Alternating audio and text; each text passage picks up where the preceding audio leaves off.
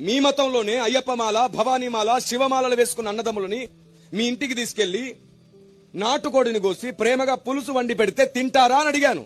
అప్పుడు ఆ పెద్దాయన కోపంగా తినరు అన్నాడు. నేను అడిగాను ఎందుకు తినరు అని. భారతదేశంలో పుట్టి ఆ మాత్రం తెలీదా నీకు అని గద్దించాడు. నేను అడిగాను నాకు తెలుసు, తెలియనిదేమైనా ఉంటే చెబుతారని అడుగుతున్నాను, చెప్పండి అన్నాను. అప్పుడు ఆ పెద్దాయన ఇలా అన్నాడు, ఎవరైనా నిష్టలో ఉంటే, దీక్షలో ఉంటే తినకూడనివి కొన్ని ఉంటాయి.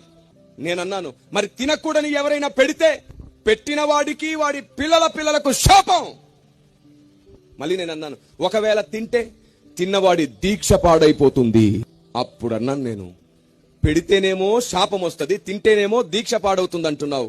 21 రోజు 41 రోజు దీక్షలో ఉంటేనే, నిష్టలో ఉంటేనే తినకూడనివి కొన్ని ఉంటాయని, పెడితే శాపం వస్తుందని, ఒకవేళ తింటే దీక్ష పాడైపోతుందని అంటున్నావే.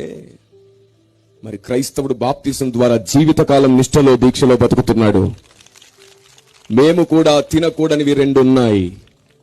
1 విగ్రహముల ముందు బలిగా అర్పించింది, 2 నైవేద్యములుగా సమర్పించింది.